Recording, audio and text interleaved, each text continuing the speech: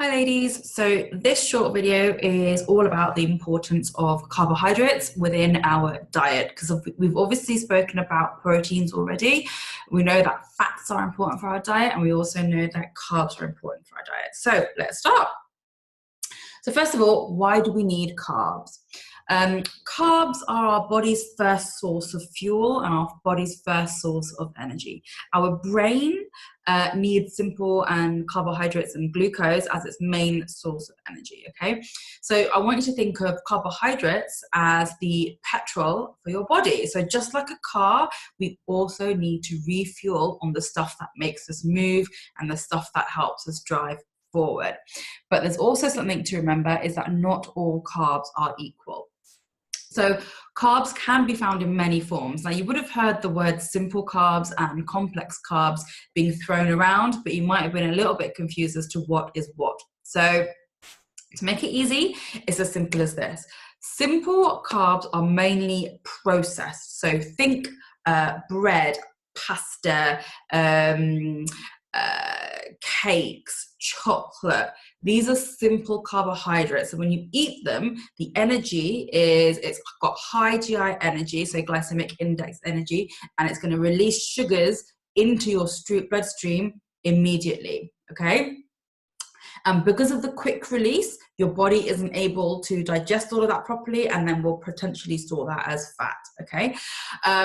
Whereas complex carbohydrates are low GI, low glycemic index, and they are slow releasing. They have natural filling fibers and are really good energy source. So think things like oats, sweet potato, vegetables, green veg particularly. You know, you've got your starchy veg as well, legumes, beans, and fruits. So what happens to carbs in your body is the following thing. So it's basically broken down into simple sugar, so simple units of sugar. Imagine bread going into your body, or sweet potato, if you're looking at a complex carb going into your body. It breaks down into little units of sugar cubes into your body, okay? And obviously they're very, very tiny. They're not as big as a sugar cube. And then this gets absorbed from your digestive tract into your bloodstream, okay? And then this source provides energy to your muscles and organs and any other tissues in your body which needs that energy. And so actually carbs are so important to life, yeah? To living life in a healthy way. So another thing why carbs are important is actually the carbohydrates prevent breakdown of proteins as energy. So by that, I don't mean the proteins that you eat. I'm talking about the proteins that your body is made up of. So organs, tissues, muscles, ligaments, all that kind of stuff. Carbohydrates prevents the breakdown of that. So you need to ensure that you're eating enough carbohydrates, okay? So if you don't eat enough carbohydrates, your muscles will start breaking down. If you go on a low carbohydrate diet, which a lot of people do, people go on things like ketosis and Atkins, so ketosis is more fat, Atkins is more protein, okay? What you might find is that your head gets really foggy and you're not able to function very well for a few days, while your body shifts from breaking down carbohydrates as energy source to proteins as energy source, okay? And yes, those diets may help with a massive quick influx of weight loss, but long term, it's exactly the same, okay? So you are better off living a flexible diet where you still can enjoy good carbs or sometimes simple carbs and losing the weight long term because you're not likely to binge eat. Whereas if you go on something like ketosis, like I did for 2 months, I lost a fair bit of weight. But as soon as I went back to eating normally, I put on the 16 pound that I lost, and I actually put on an additional 16 pound as well. So I was 32 pound heavier or 16 pound heavier than when I first started. So actually, in the long term, it was really bad for me. Since eating a more flexible diet where I can have carbs and proteins and fat, I've lost the weight, I've lost 60 pounds, and we feel good now. So, so also to note is that your body can't actually differentiate between proteins that you eat and your own muscle tissue, okay, which is pure protein. So it's vital to ensure that you get your carbs so your body doesn't start utilizing and metabolizing your own organs and your own muscle as energy sources, okay? Think of carbs as your main energy source, and think of protein kind of like a backup generator. So imagine if your lights go out on your caravan, or I don't know, on your holiday villa or whatever, you've got an energy backup at this, so if they go out and something else kicks in. I think most hospitals have them as well. Like if their power goes out, they've got their own energy generator on site. And that is what protein is, your own energy generator on site, which you don't want to use because one, going to cost you more in the sense of you're going to lose more muscle mass in the long term. So, and it's really, really good that we have this backup in place.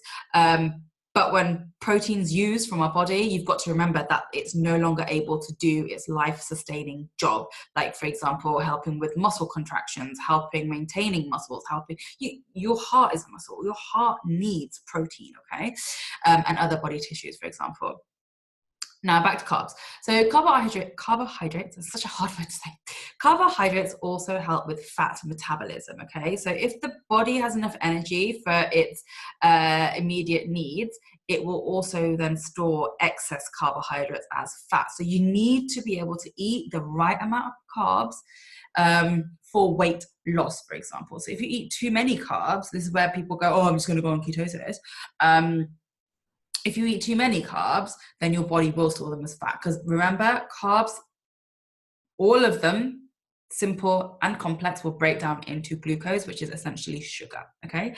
So you want to think about the right kind of carbs. We're going to think like fresh fruits, vegetables. We're looking at things with lots of color in them, which add flavor to your meal. So think of things as whole grains, beans, brown rice, whole wheat, corn. These are really good sources of carbs. Sweet potato, even potato, like the glycemic index in a potato versus sweet potato, there isn't actually that much of a difference. In fact, you get more vitamin A, I think, from a normal potato than you do from a sweet potato.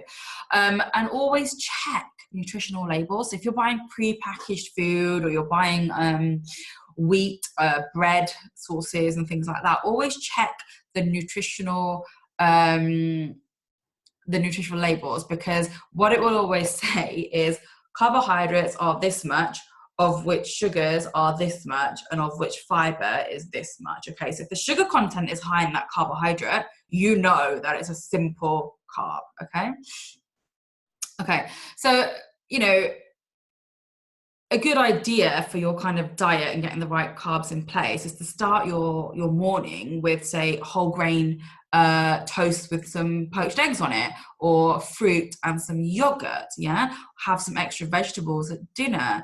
In between meals, maybe look at snacking. We're going to do a video on snacking as well, but look at snacking on like raw cut up vegetables, or replace meat with beans or legumes in your meal once a week, and eat whole fruits as your dessert. So you're looking at getting for fat loss, you're looking at getting around 25 to 30% of your diet from carbs. This is going to help keep you high in energy. So you've got energy for training, you've got energy for life, you've got energy to get out of bed.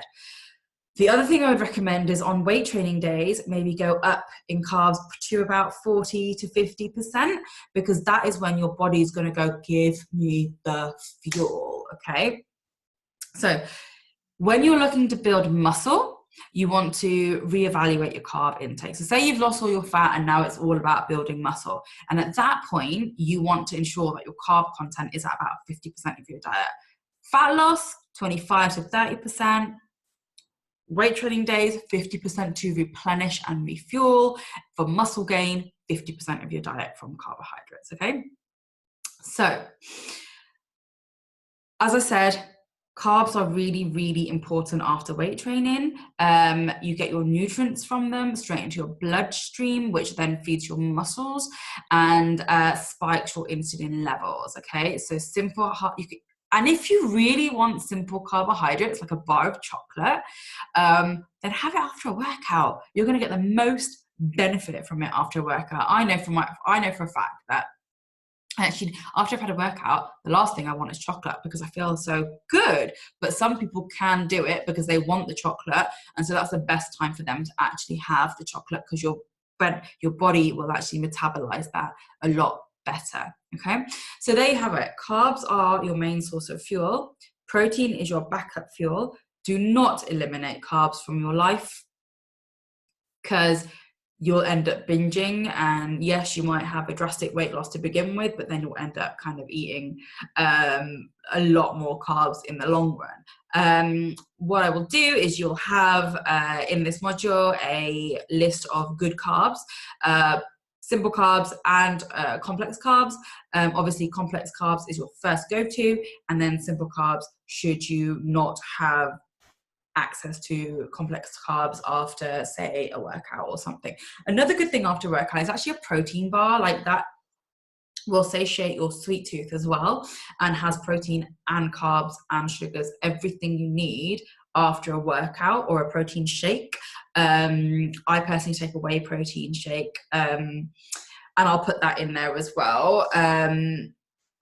And I'll give you 15% off the protein shake that I use. I have a discount code that you can use as well. So there you have it. Carbs are your main source of fuel for your brain, your muscles, your heart. Protein is your backup generator plan, and you need carbs to survive. And that is it. So make sure, ladies, that you are eating carbs.